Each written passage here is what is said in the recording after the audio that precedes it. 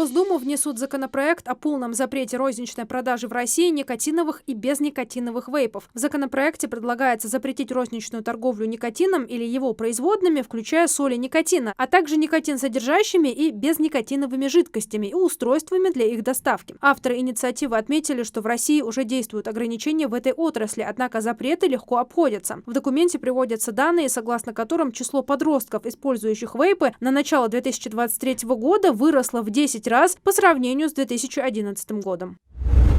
В Госдуму был внесен законопроект, предлагающий сокращение продолжительности рабочего дня в зависимости от температуры воздуха. Суть законопроекта состоит в обязательном сокращении рабочего дня при повышенных температурах. Согласно документам, работодатель должен сократить рабочее время по требованию работника на 1 час при 28,5 градусах, на 2 часа при 29 градусах и на целых 4 часа, если термометр показывает 30,5 градуса и выше. Эти изменения предполагается внести в статью 92 Трудового кодекса Российской Федерации.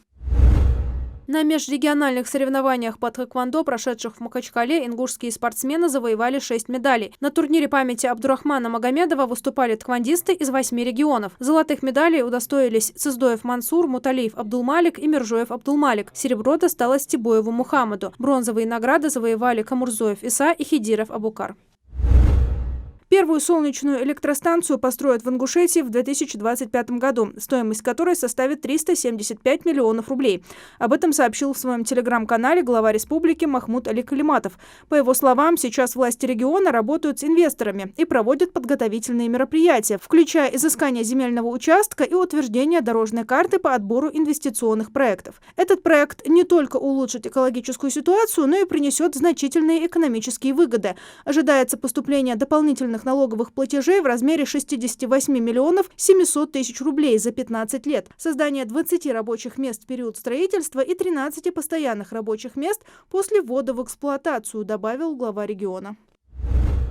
С начала деятельности движения первых в Ингушетии было открыто 186 первичных отделений, в том числе 5 в дошкольных учреждениях. За этот период движение первых провело более 100 масштабных мероприятий, привлекая более 50 тысяч участников. На сегодняшний день на сайте движения первых зарегистрировано 24 700 участников, из которых 16 700 детей активно участвуют в различных мероприятиях, раскрывая свой потенциал и таланты. 12 направлений движения направлены на патриотическое воспитание и социальную активность.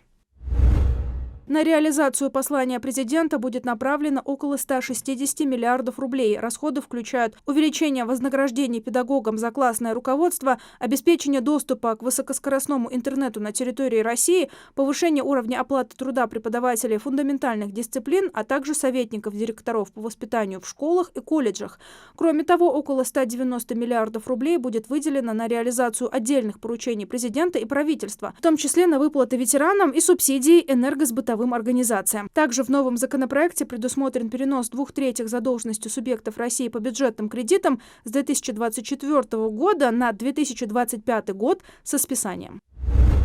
С 2026 года в России будет действовать новая налоговая выплата для семей с невысокими доходами, в которых воспитывают 2 и более детей. Об этом сообщает пресс-служба Министерства труда. На выплату смогут рассчитывать семьи работающих граждан, в которых среднедушевой доход не превышает 1,5 регионального прожиточного минимума на человека. Государство будет возвращать таким семьям часть подоходного налога, уплаченного ранее в прошлом году. Глава Минтруда Антон Котюков сообщил, что выплаченный налог будет пересчитан по ставке 6%, а разница возвращена гражданину. Для получения можно будет подать электронное заявление через госуслуги или обратиться в клиентскую службу социального фонда.